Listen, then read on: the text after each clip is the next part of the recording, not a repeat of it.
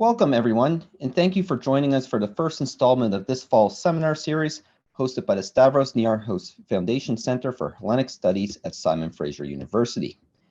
Each year, we invite leading international scholars working in different aspects of Hellenic studies to present their research on a wide range of topics in the fields of archaeology, classics, Byzantine, Ottoman, and modern Greek history, as well as literary and cultural studies. Before we begin, I would like to take this opportunity to acknowledge that this event was organized at Simon Fraser University on Burnaby Mountain, which is located on the unceded traditional territories of the Squamish, Tsleil-Waututh, Musqueam, and Coquitlam peoples. Before I introduce today's presenter, I would like to remind everyone that this webinar is being recorded. If you have any questions or concerns about SFU's Zoom privacy and security guidelines, I would ask you to visit SFU IT Services website. Now, I am pleased to present Dr. Spyros Tsoutsoumpis. Dr. Tsoutsoumpis is an associate lecturer at the University of Lancaster and Friedrich Schiller University in Germany. He has previously held fellowships and teaching posts at Manchester University, Wolverhampton University, Manchester Metropolitan University, CAS Sofia, New York College, and Harry and Frank Guggenheim Foundation. His research interests are centered on the social, political, and military history of Southeastern Europe and during the 19th and 20th centuries.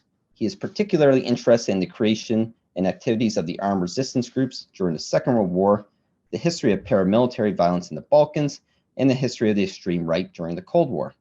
He is currently working on a second research monograph, a study of paramilitary violence during the Greek Civil War, that is provisionally titled Paramilitary Violence and Nation Building During the Greek Civil War, 1946 or 1949.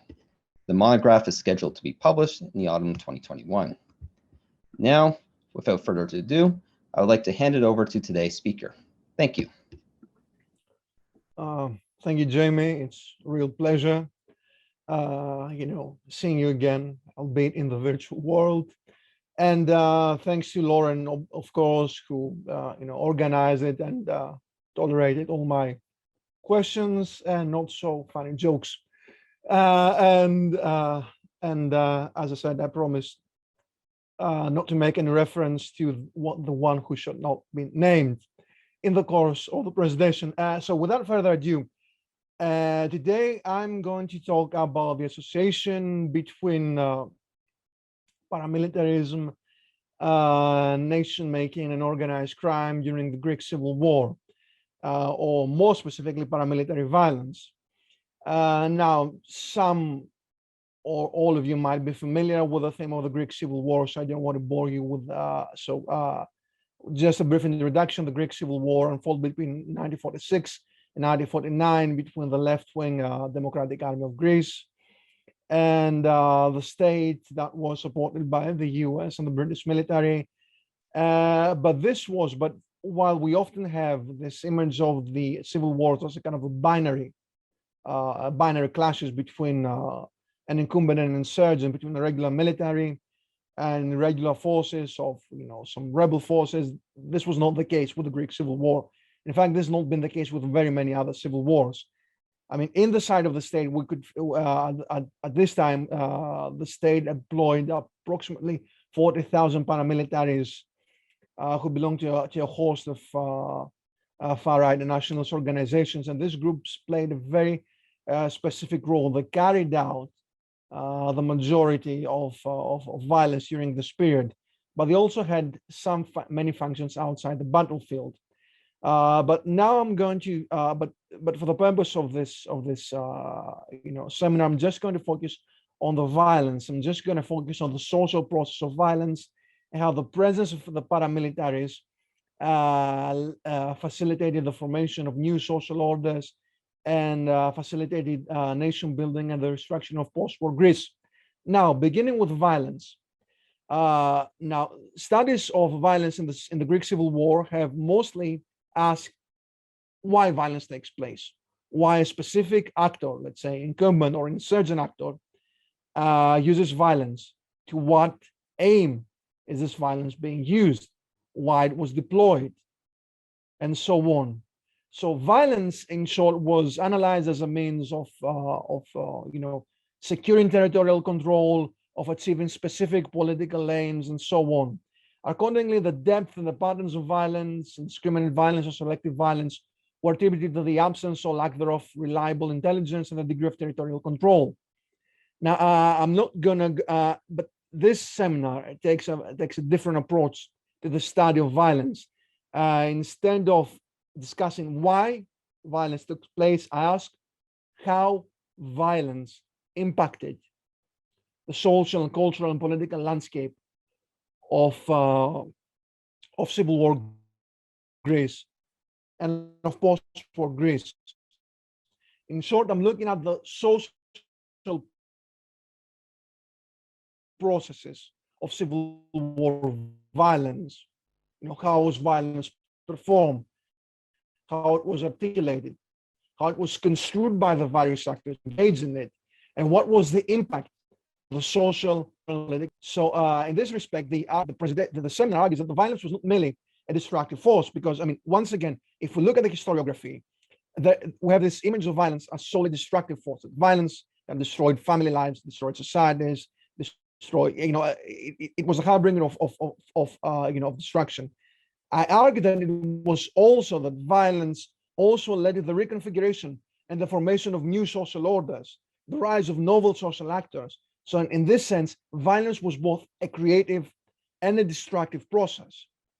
Now, these processes of the creation of the new social orders have been largely under-researched in the context of the Greek Civil War. However, we have very significant violence research from which I also draw for the seminar in other contexts. For instance, Miguel Lacerna, a very prominent scholar of paramilitarism and civil war in Latin America, discussed how the creation and the formation of indigenous militias in places like Peru and Bolivia led to the reconfiguration of the relations between center and periphery, the creation of new social orders, the creation of new local elites. Have similar, for instance, discussions for Colombia, Paraguay, and so on. Now, the presentation therefore builds on this work by focusing on the ground dynamics of violence and the role of the violent paramilitary leaders and groups, not merely as a destructive force, but also as a creative force. In short, I'm looking at how the violence deployed by these groups led to the reconfiguration of Greek society and the construction of new social actors and players. I do so by focusing on the role of economic violence. Now, when we think about violence in the war, we always think about the killing of individuals or massacres and so on. But there are other forms of violence. What do I mean by economic violence? Racketeering, robbery, land occupation, other processes of illegal extraction. So violence is not limited to political purposes.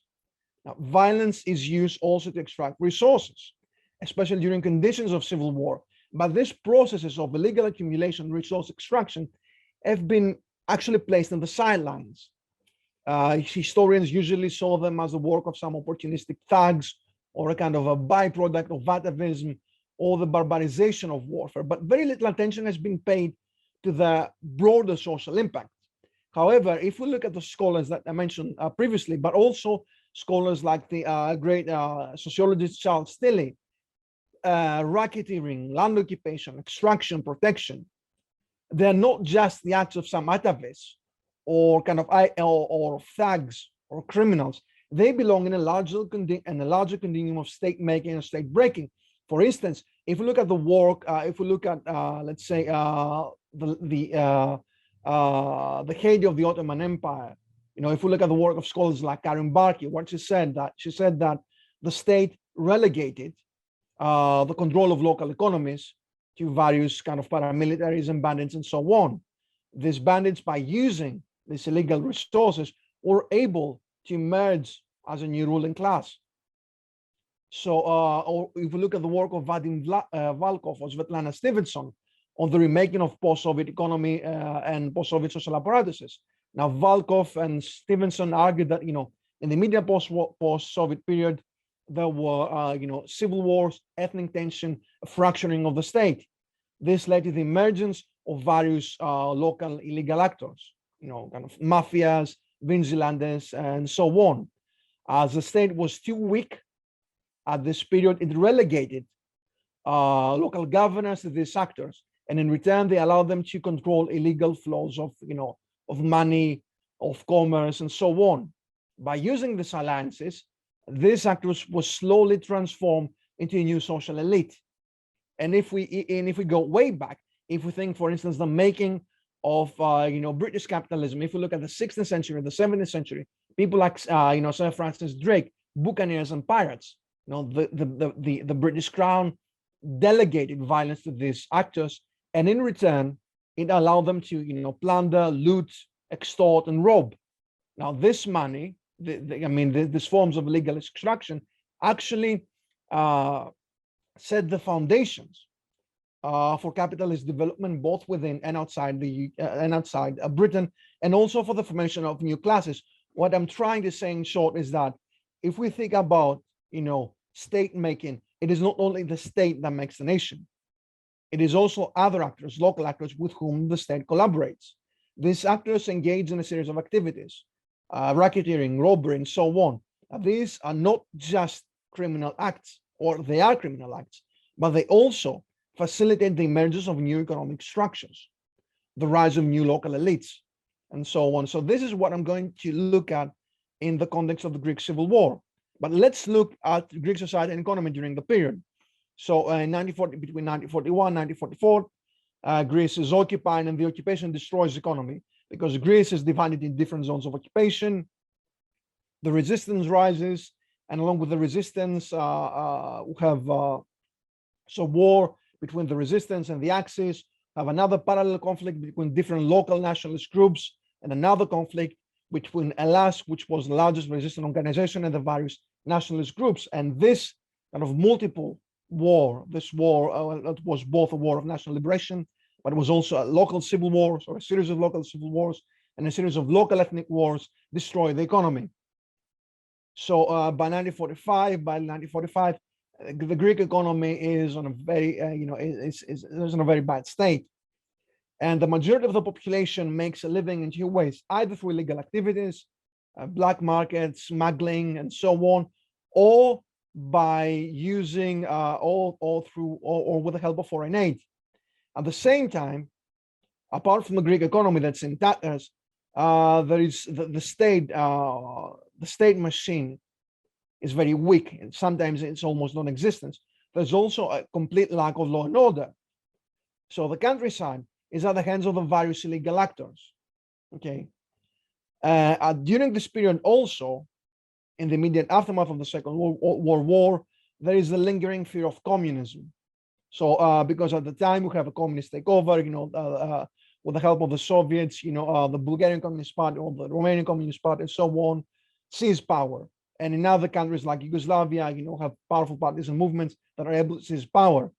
So there is this prominent fear among the Greek political elites that this is what is going to happen in the country, because the economy is in a very poor state. There's no law and order. The state is very weak. There was a very powerful resistance movement. So what do? In the beginnings of 1945, we have the formation of an alliance between these various illegal local actors, former collaborationists, bandits, pimps, drug dealers, and so on, who are used to form paramilitary bands. And these paramilitaries are in turn used against the left.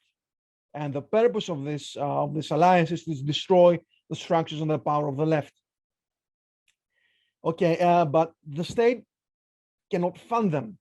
So what do? They allow them to control the local illicit economies. So paramilitarism has an economic rationale as well. Paramilitary violence is anti-communist, obviously, but the people who wage it have an economic rationale. The people who wage it also are deeply embedded in the local economies. So paramilitaries now begin to attack, the structures of the left, murder left-wing activists and so on. But they also use the kind of their pull with the state, the ties with the state, to continue controlling local illegal economies, but also to become even more integrated. We know, for instance, that in 1945, there are many strikes, especially in northern Greece and in southern Greece, for instance, in the Papastratos kind of cigarette factory, right? So what does Papastratos and the police do? They hired some of these thugs. They pay them either to act as kind of yellow labor or to hunt down, beat up, and kind of disperse the strikers. So we have this. So by late 1945, early 1946, we have this very thick networks of illegal actors, paramilitaries, state, police, and kind of outlaws, criminals, industrialists, and so on. This relationship becomes institutionalized in the autumn of 1946, because by March 1946, the left has enough. They strike back. So by the summer of 1946, when the civil war is in full swing, and by 1946, the Greek state, is in such a bad condition that they have no alternative but rather institutionalizing these groups with the formation of the MAI, which is kind of an umbrella organization under which all illegal actors, all far-right hyper-nationalist groups are kind of assembled and used by the state. Now, the Civil War further increases the salience of legal economies. Why? Because sometimes when we think about the Civil War, we think it only in terms of battles. But battles, battlefield violence, violence against civilians have other byproducts, right? Fields, houses are being destroyed. Economic resources are being destroyed or diverted for warlike purposes. Also, the state begins to displace civilians from the mountains to the cities in order to kind of cut off the guerrillas from the basis of civilian support. Okay, so we have the amassing of tens of thousands of destitute refugees in the cities, the destruction of economic resources, therefore unemployment rises even further. So for many of these people, there's only one solution: to work in the black economy, counterfeiting, smuggling, and so on, which is already, if you remember, controlled by the paramilitaries. Now, this economy has now become even larger.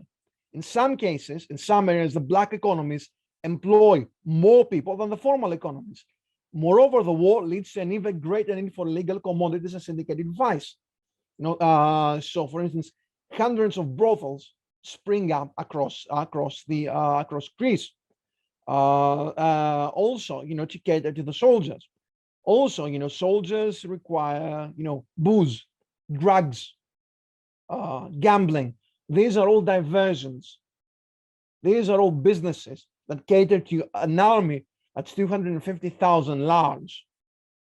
And what is very interesting, that these are all illegal activities. So if we think about it, the police in principle should have stopped them. But its foremost concern at the time is the control of communism.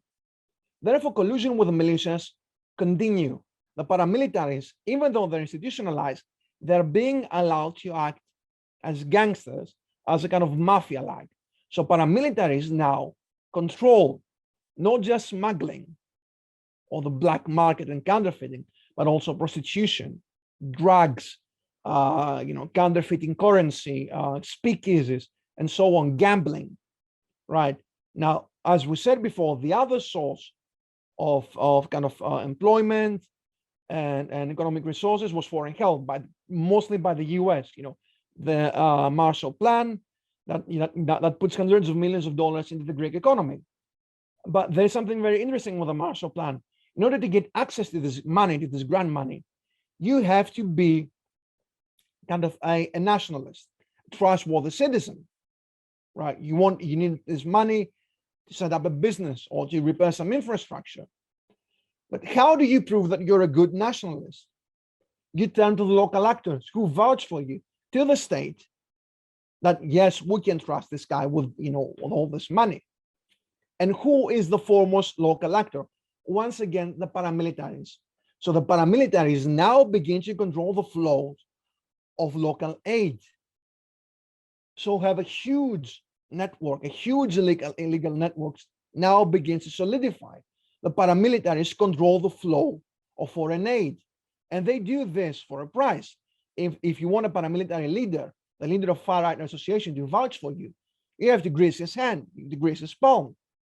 So we have another factor, corruption. So corruption, illegal taxation, drug cultivation, prostitution, and so on. This, by 1947, is a billion drachma industry. The paramilitaries emerge as major economic players. They control licit and illicit economies. They provide jobs, money to thousands of civilians. They broker deals, they launder money. They become very important actors. Now, in pre-war Greece, if you want things to get done, you went to your local MP, to your local politician, you have all these clientelist networks. But during the Civil War, it is the paramilitaries and not the politicians who now begin to amass and wield more and more power, right? So if you want to get things done, your MP can do really nothing because your MP is actually dependent on the militias. So we therefore have the rise of what are called violent political entrepreneurs. But let's make this more concrete. Let's take two cases. Let's take first the case of Adonis Fosteridis. Now, Adonis Fosteridis was upon the Greek. His first language was Turkish. So he came from a marginal background. His family were refugees, arrived from Asia Minor. In 1922, he was a farmer, rather poor, but he was a man of exceptional courage, but also of an exceptionally violent temperament. So the area that Fosteridis lived, Drama, was occupied by the Bulgarian army. And during the occupation, Fosteridis is instrumental in organizing anti-Bulgarian resistant bands. By 1945, when Greece is finally liberated, he has earned huge notoriety. I mean, during the occupation, he amassed considerable local support, and he led a band of approximately 2,000 locals. And by 1945, this gave Fosteridis a very significant amount of local power. So local politicians turned to him to get things done. He is the person who's in charge of illegal flows of capital. The palace also sees, the royal family actually sees Fosteridis as a kind of a major personality, as a poster boy for royalism, because up until 1941, Fosteridis was a liberal. In 1945, he declares for the king. In 1947, he actually visits the palace, and he is awarded first a captaincy in the infantry, and then he becomes a major. Now, these ties allow Fosteridis to redeploy his men. So by 1947, he has his own independent paramilitary organization that numbers approximately 1,500 men, which allows him also to solidify his control of local illicit economies. So by between 1947 and 1949, we know that approximately 1 billion drachmas pass through Fosteridis' hands per year. So we have this person who has this small army, a small private army. He controls the trade. He controls illicit trade and illicit trade. And by 1949, this comes from a document, this is a quotation from a document of the Royalist Party that I found, who the local actually prefect wrote to the prime minister that we are done for, that nobody really cares about us, that nobody goes to us. It is Fosteridis who dominates this. And if we ever want to re-emerge as a political power, we have to actually use the army against Fosteridis because he's so powerful. But of course, they did not do it. So actually by 1950, Fosteridis runs for an MP. He creates his own party. And between 1950 and 1978, when I think that he died, he was actually in complete control of local economics. Okay, so what do we see? We see men like Fosteridis, marginal personalities using the control of local, of these private armies, the control of local economies, the ties to the palace, the ties to the army, to emerge as a new class. So have a reconfiguration. Paramilitary violence leads to the reconfiguration of the local kind of political economies. Let me give you a second example. Well, this is my favorite, actually. A guy called Nikos Yugurtakis, a Cretan from a small mountain village. He began his career as a rustler. So in 1940, so he was a paramilitary during the war. He sets up a paramilitary band afterwards. And in 1947, the bishop of Apokoronas, which is an area in Crete, asks Yugurtakis to ask some peasants who were occupying the couple of thousands of acres of olive groves that belonged to the monastery. As I said, if you remember, as I said in the beginning, there was no police, there was no law and order. So if you want to get things done, you went to this paramilitaries. So he obliges. And after this, he is given the monopoly of the local olive oil, which was a very big deal at the time of extreme food shortages. Now he sells this olive oil in the black market, and I'm talking about a couple of, I don't know, something like 100 tons of olive oil also. So this is like a major kind of financial venture. After this, he becomes involved in tax farming. Now, municipal taxes in Greece at the time were gathered by tax farmers, by private citizens to whom the state relegated this task. And now this was a major, once again, tax farming was a major form of kind of raising money, raising capital, of controlling local economies. So what Yugurtakis does, he raises even more money. He threatens the people who used to farm these taxes. He threatens them with death. He raises even more money, and then he lays his hands on the Marshall Plan, and he builds a small fleet of fishing boats. Afterwards, he moves to Athens, where now, with the help of his political contracts, he gets no-show jobs for himself and his 5 brothers, a bit as kind of a soprano-like situation. If any of you are soprano fans, this is how the Soprano family actually legitimize its earning, getting no-show jobs, going to business, threatening this business, telling them, unless you had this and this person, we're going to kind of destroy you, kind of do horrible atrocities, perpetrate horrible atrocities to you. So he has this no-show job, he has all this illegal capital, which he invests in a gambling den, a club, and so on. And this allows him to become kind of an even major player, a major economic and a player, but also an even bigger player in the local paramilitary world. But now by the late 1940s, early 1950s, he controls the vote of the Cretan expatriate community. He works as an enforcer for politicians, for various politicians. In this capacity, also Yugurtakis, a marginal personality, displaces the old political class and emerges as a new force. By the early 1950s, if you wanted to get things done in the area of Piraeus, this was your go-to guy. This was the guy where all the politicians went during the elections, the guy who acted as an enforcer, but also a canvasser. Once again, we see that the control of the illicit flows of capital, of the ties between the paramilitary world, the army, and the palace. Once again, they allow this new man, the man of the gun, to displace the man of the pen and emerge as a new political force. Now, these processes were replicated across Greece, where the men of the gun, as I said, they replaced the men of the state. So such men became a new local elite because they managed to control and move and connect, if you will, the world of licit and illicit economies. So as free enterprise, as the market, as the market became more and more deregulated during the Civil War, because the state was too weak, because the police was mostly concerned with the threat of communism, it was violence rather than business acumen that made or break fortunes. So at this time, we have a very significant movement of capital from the old established elite to the paramilitaries. So the ties to the political establishment, the process of illegal accumulation, the control of kind of foreign help allowed the paramilitaries to wrest the control of local politics from established elite and emerge as what I describe as a new violent bourgeoisie, a new violent middle class. And these patterns also continue long after the war.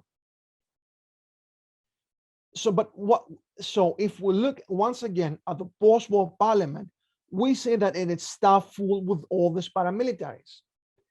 Now the war has ended in 1950, but they play a very important role. What is the role?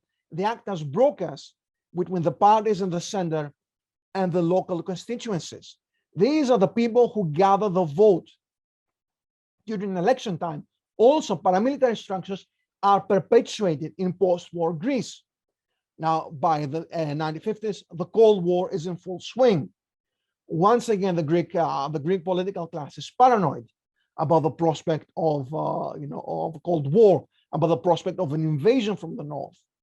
Now, the paramilitaries, they know that they cannot probably, withhold, they cannot resist the advance of the Soviet or of the Bulgarian army, but they're still very important in suppressing the internal enemy, because by the 1950s, there's this fixation. Even though the Communist Party is defeated in 1949, the insurgency is defeated, there is still the sense that we are in grave danger from the internal enemy. So this relationship that began in 1945 continues. These illegal actors now are being transformed into political brokers, into businessmen. They moved into towns, right? But they still control the countryside, and they are still engaged in these illegal activities. Now, in post-war Greece, for instance, what is very little known is that there was a huge and bustling drug trade, especially in marijuana. Why? Because in late 1950s, early 1960s, have the arrival of the kind of this flower power generation, hippies who have the movement, young people also have more money to spend on various diversions and entertainments. So drugs, soft drugs, become a very important kind of source of a very important illegal activity. And quite funnily, it's the paramilitaries who control this, because if we look at police reports, if we look at the newspapers, I know that only in 1966, the police seized about 1.5 million marijuana plants and 50,000 opium plants in Greece in a year alone. And every single kind of this kind of and every single of these plants was cultivated either at the behest or under the direct control of a specific paramilitary actor. Paramilitaries also invest the money into the construction industry. Right? They invest the money into nightclubs.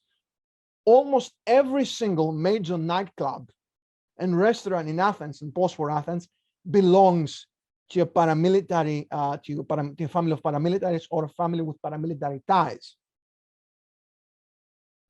So and obviously this relationship continues in the post-war period. And why is this relationship very important? Because the reliance of these illegal actors, the collusion between the police and the criminal, degrades the quality of democracy. Violence becomes an institutionalized part of the political process. So what we say, the degradation of post-war democracy in Greece, is not just a product of American interventionism or of outside powers, but of this pernicious collusion between these actors. But this is a double-edged sword, because while it degrades this economy, what I find fascinating with the case of paramilitarism is it also provides spaces for mobility. Because if you remember, all these paramilitary actors that we talked about, they came from marginal backgrounds. These illegal economies actually allow members of the subordinated classes to become integrated into the political mainstream. Areas that were ignored by the state now have juice with the state, exactly because it is these paramilitaries who control them and who act as mediators with the state. People who had very little access to good jobs, now they do have access to jobs because of the paramilitaries. So this process is also reforged loyalties.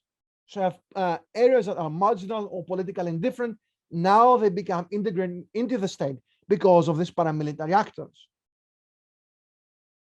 So ultimately, but before I conclude this, let us now place Greece into a broader perspective. As I said, lots of this research has been influenced and has been shaped by discussions of Latin America. But let us go beyond Latin America and let us go beyond Greece. Let us go to two places that few people have associated with these processes. Let's think first of France, right? France experiences an occupation, powerful resistance movement, and so on. But France, by 1950s, its economy facing a downturn. It has to deal with a powerful communist party.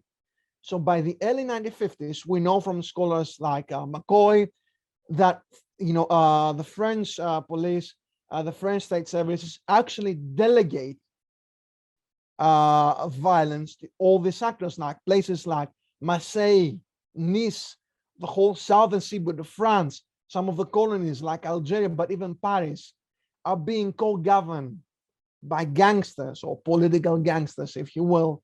And the police, it is these gangsters who actually rendered France in the 1950s and the 1960s a kind of a center for the import and the smuggling of cigarettes, of heroin, of hashish, and of opium. But what is interesting is that these gangsters come from marginal areas like Corsica, like Algeria, like, several areas, areas, the banlieues, peripheral areas. So once again, have these processes, the collusion between legal and illegal actors, the integration of marginal areas to the political mainstream through these processes. But let us even go to another place, Japan. Now we think of Japan as a very advanced capitalist law-abiding economy, but in the 1950s, once again, the threat of communism, the civil war that was successful, that the communist Chinese carried successfully, also creates a sense of unease. What we have once again is that the delegation of power to all these illegal actors, to these mafiosos, the yakuzas, the various political gangsters, who take advantage of the chaos and of the fear in the immediate post-war Japanese society to set these powerful syndicates. By the 1950s, these very powerful syndicates have become major political players. They lend money to legitimate businesses. They hire and they occupy thousands of people. They act as yellow labor strike breakers. And very interestingly, all these Yakuza group, all these political kind of ruffian groups are being composed not by Japanese per se, but by Japanese Koreans, by other marginalized groups within Japan, who through this process are marginalized, they're able to escape marginalization and to integrate in the political mainstream. So once again, so just kind of summarizing what we saw, what was the main point of this kind of talk. Now we have so far historians have looked violence from the top down. Some have looked at kind of local articulations of violence, but mostly the dynamics. But very few have thought about violence, about the social processes of violence, how violence reconfigures conflict resolution, modes of conflict resolution, forms of local authority, local elites. We usually associate these processes with the state, and essentially in Greece we have all this discussion about a massive right-wing state reconfiguring, reshaping Greek society. Yes, this happened, but it did not happen by the strength of the state alone. By 1945, Greece was a very weak state. The restructuring and the security of Greek society was delegated to these local illegal actors. These illegal actors were able to take advantage of the state's weakness to seize control of local licit and illicit economies, and thus to open up spaces for mobility for previously subordinated, marginal and peripheral actors. By doing this, they displace the local elites. But at the same time, this does not destroy the state. In fact, it allows the state to forge new alliances, to integrate new territories, and to spread its ideology. So by concluding, the takeaway I think from today is that state building, nation building is not something that the state does alone. That crime and the state are not always antithetical.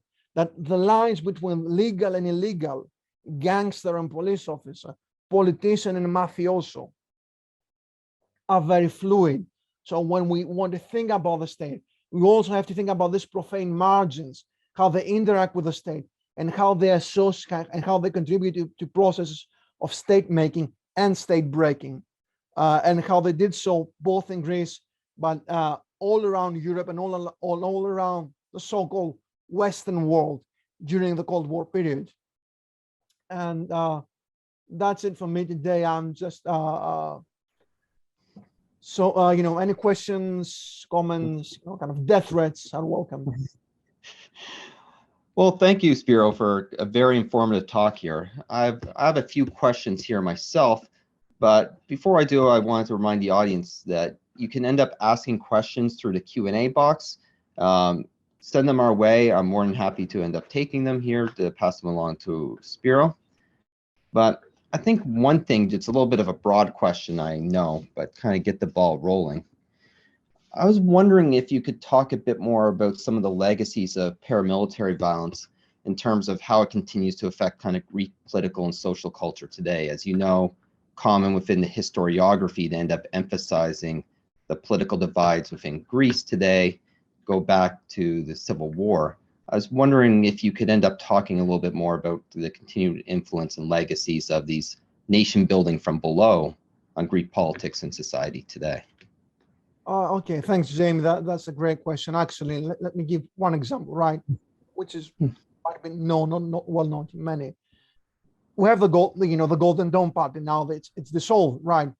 If you look at the founder, Niarchos, and the main ideologue of the Golden Dawn, Professor Woodis, their families were actually implicated into the paramilitary project in the 1940s, both first as members of the security battalions, then as member of the organization of the EAOK, an anti-communist militia that operated in Mani in the south of Peloponnese. Now, these people are actually kind of work for the state. Then in the 1950s, they become involved with the AKOF, which is another paramilitary, kind of a student-based paramilitary organization, and was kind of sponsored by the ERE, which was the main right-wing party for Greece. So they are the memories of this association. I'm not saying that there is a straight line between the Golden Dawn and this, but if you look at the Golden Dawn, the rationale of collusion is the same. The state is weak. It needs this this private actors to act as force multipliers against groups who are marginal. They allow them, and this collusion is based not just on ideology, but they actually allow them to control local illicit economies. They said, we know that the Golden Dawn tried to set up yellow kind of labor unions in the port of Piraeus. We know that they were engaged with prostitution and racketeering and so on. So the processes, more or less, there is a pattern of collusion that remains the same. The subcontracting of violence to these local actors on the basis of allowing them to control local economies, kind of the role of these actors as mediators between center and periphery. Obviously, now the periphery has moved inside the cities, like just slums, local kind of deindustrialized areas and so on.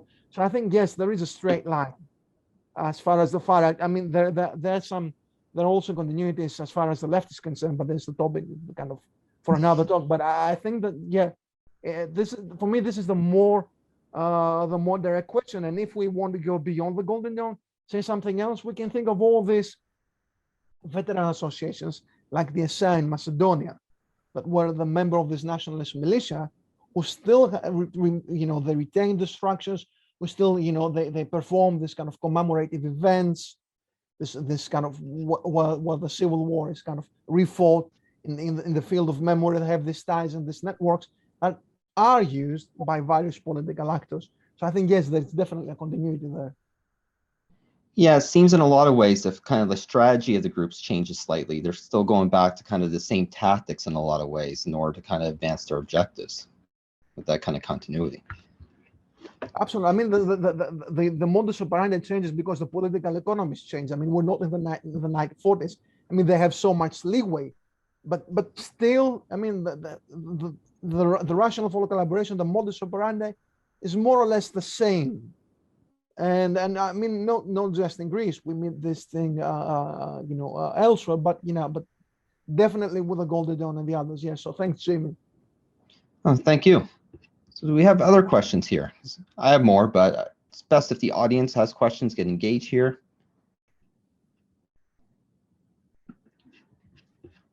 Okay. So just another one. It's a little bit of a broad one. You touched on it a little bit. Why do you think so much that the economics of violence have kind of been marginalized in the historiography? You talked about how it's either kind of looked at from top or below. Why don't we have this kind of synthesis in the middle that you're really kind of bringing to the forefront with your research? Because I think that, I mean, in Greek political thought, the state has been elevated to, it's been kind of hallowed both by the left and the right. The left thinks that the state is this all-powerful entity, and these paramilitaries are just mere thugs, have no agenda. The right refuses to admit that the state can ever involve itself to anything illegal. So it's because of our treatment and of our understanding by the state, which is very retrograde, I think, among political scientists, and more broadly among historians, because there is a great resistance from the part of, let's say, left-wing scholars to admit that these groups might have had different agendas, or that they may have included kind of marginalized or subordinated groups within their ranks who use the state for their own purposes. And the right, of course, will never, it's very difficult for more conservative scholars to admit this. So I think it mostly has to do with the way that we treat the state. And if we look at all this kind of people who looked at state building, Tsoukalas, or Mouzelis, once again, the state plays a central role. The society is nowhere to be found. And I think and it's something that's very, I guess, unique in Greece. Sometimes I think it's kind of, I don't know, it's kind of a national defect, because I mean, I don't know how many people from the audience can speak Greek, but whenever something happens, there's always going to be a guy who screams, "Pou είναι το κράτος?" Where is the state? So we can have a national fixation. As the Americans, they just say, if you remember Ronald Reagan, a person who I'm not very fond of, he said, the most terrifying words in the English language is, "I'm the state, and I'm here to help you." Well, I guess in the Greek political thought, just to joke around, it's a bit the opposite. We see the state as omniscient, as ever present, and it is not constituted in this way. It never was, in fact. But I mean, that's the root of this, at least as far as I understand it. Yeah, in some ways, I don't think Greece. There is some unique elements of Greece, but I don't think it's necessarily too exceptional in a lot of ways. Because look at how different responses for things like climate change, etc. Like how the state government can solve it, not necessarily immediately, but there's the expectation that the state can immediately end up resolving it, whether in Canada, UK, or elsewhere, right? Yes, absolutely. And another thing is that Greece is a very centralized. I mean, in paper, we're a very centralized state. We imitate the French. We actually ape the French and the Germans, because these were the main currents of Greek political thought. We never had this kind of more libertarian string that comes from the Anglo-Saxon world. So our state, ideally, is a very centralized state that controls everything. But as I say in the presentation, just like the French state, it uses all these illegal actors all the time. And I mean, if you do not believe me, watch any kind of Jean-Pierre Melville film in the 1950s, Okay, excellent. And we do have our first question here in the Q&A. And just a reminder, if you would end up liking to ask your question verbally, you can use the raise your hand function as well. Or we've opened up the chat just to streamline things a bit here. So starting out here, we have the question from David Mearhardy, the chair of our department here in Humanities. And could you say more about the big players, the USA, Britain, Soviet Union, Yugoslavia, and how they did or did not plan for Greece as they did elsewhere in Europe? Well, we'll have this once again. Let's begin with the US and Britain, right? The major players. Now, Britain by 1947 is very, very weak. So Britain wants out. It does not have the money to support Greece. Britain wants out from Germany because they cannot afford, because they have problems with the empire, and they cannot afford to fund the Greek army or the Greek state. They cannot prop us up anymore. So now have the Truman Doctrine and the Marshall Plan, and US steps in. Now, I can talk a bit about the relationship with the paramilitaries, and the answer is both the British and the American politicians, they were hugely anti-communist. But what they wanted is they wanted kind of a centrist government for Greece. They wanted a type of hearts and minds policies. They wanted to crush communism on the one hand, but also use this money that was flowing in from the Marshall Plan to kind of restructure the economy, to rebuild society. Not because they wanted a fairer society, but they understand that you cannot quell an insurgency by using solely violence. The Greek state will have none of it. So they really wanted to use these illegal actors, both in order to claim the spoils of the Marshall Plan, to loot the Marshall Plan, to control these illegal economies. But by the 1950s, so in the 1940s, if we look at the documents from the American military advisors and the British political advisors and the American political advisors, they don't have anything to do with the paramilitaries. They're complaining all the time that the Greeks ask for too much money. We give them too much money that we can spend profitably elsewhere. Now, things changed in the 1950s. In the 1950s, America is kind of obsessed with communism in Europe, with the spread of communism in Europe. And it was at this period that the American services now begin to collude with the paramilitaries. They begin to collude with the Greek services. An example is that there are several kind of plans for kind of overthrowing the government of Socialist Bulgaria and of Socialist Albania, in which the CIA, the MI6, and Greek paramilitaries kind of collaborated for a certain period in time. We know from documents that I have seen that the CIA actually urged the government to become more combative, to kind of just crash communism. And hearts and minds is not enough, that we are facing dire straits. So use any means to crash communism. So whereas in the 1940s there was one policy, this policy becomes much more strident in the 1950s and in the 1960s. Now, I'm not saying that that the local CIA kind of area chief just pick up the phone and tell people to go there and beat this guy up. But we know that during this period, the people who had ties with the paramilitaries, control the paramilitaries, they colluded, certainly both with the American services, secret services, and the British secret services. Now, Yugoslavia, it had nothing to do. We, as soon as Yugoslavia broke up with the Soviet Union, we're best friends. So Yugoslavia just where it's had a very kind of anti-Greek rhetoric. By 1947, all this changes. So I have excellent relationships, and even during the junta, the dictatorship, everything is fine with Yugoslavia. And quite interestingly, by the 1960s, everything was fine with Bulgaria as well, who failed actually to condemn the dictatorship as the Soviet Union actually did. So summing it up, yes, the Americans, the British intervened. Yes, they had their own plans for Greece.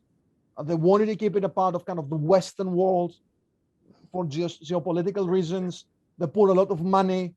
In the 1940s, contrary to what has been sometimes thought, they wanted to crush communism, but they also suggested a more kind of middle of the way kind of approach. By the 1950s, 1960s, British policy and American policy becomes much more hardline.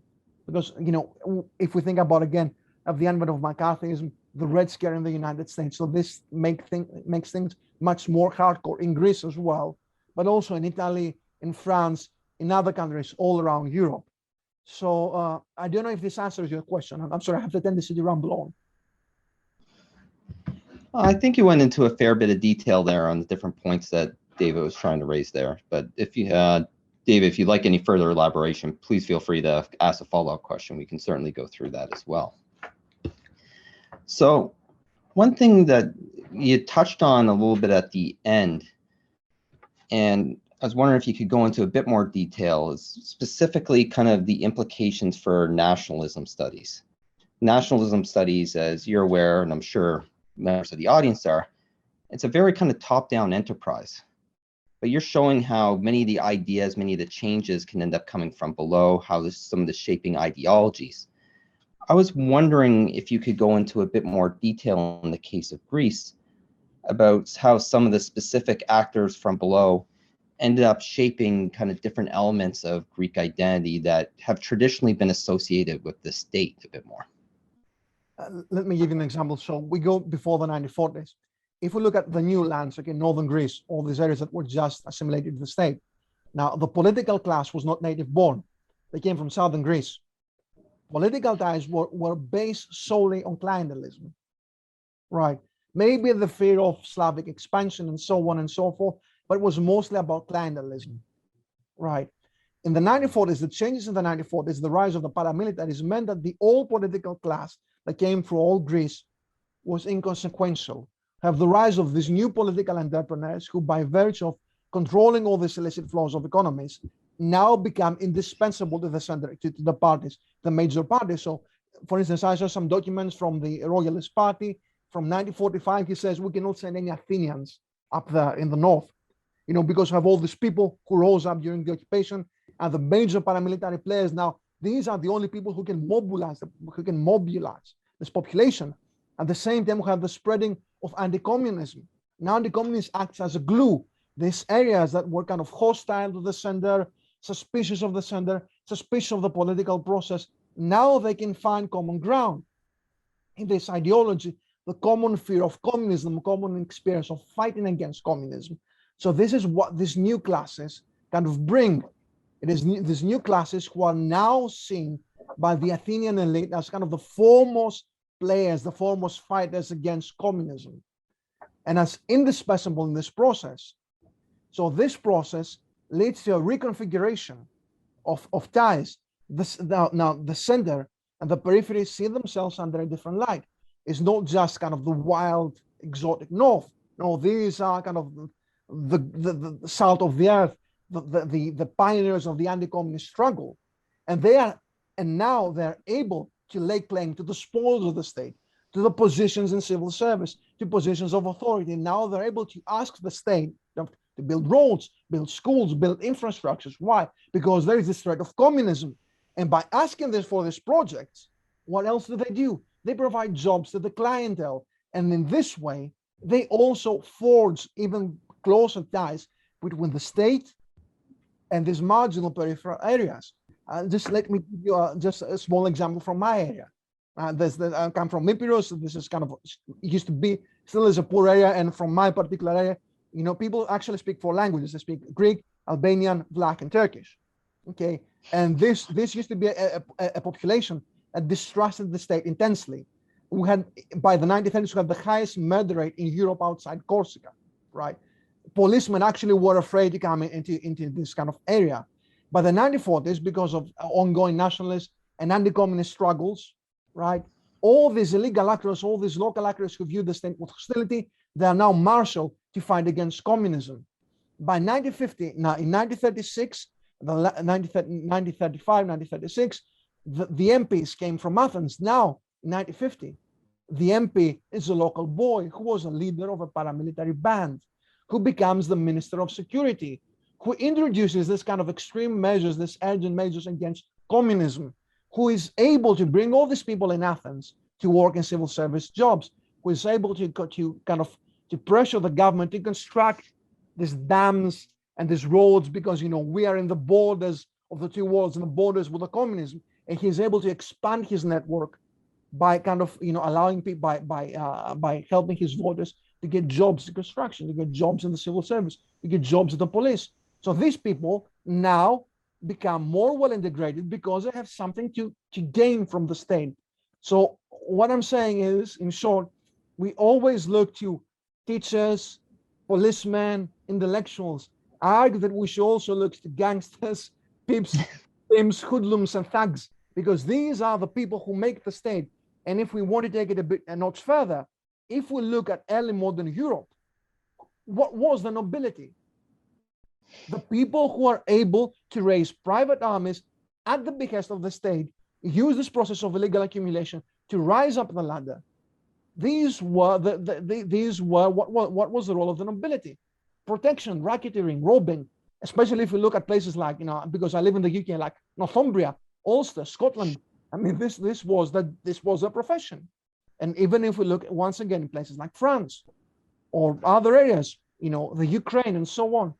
So we should, I think, I'm not saying that I'm the first person who did this, but we should also look at these people and stop kind of deifying the state.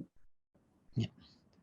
No, certainly, it's an excellent point to end up taking away from this lecture, that we do reify the state to a large degree, and we need to start getting beyond that in order to actually properly understand how basically national identity and states end up being constructed.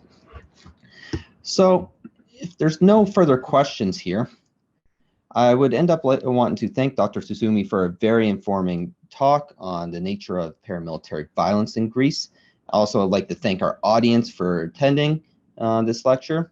So just as a little bit of a reminder, the next center event will take place next week on Friday 24th at 2:30 p.m. Vancouver time, featuring Raphael Cormack for his talk, Come to the Cabaret, Where to Look for Cosmopolitan Egypt. Cormack will share his research on Egypt's entertainment industry in the 1920s and attempt to reconceptualize our image of cosmopolitan Egypt. And you can register on our website at www.sfu.ca/Hellenic Studies, or send an email to hscom@sfu.ca. So once again, I would like to thank you for a very informative talk. Thank you, as always, my friend, take care and have a great weekend, everybody. Bye-bye.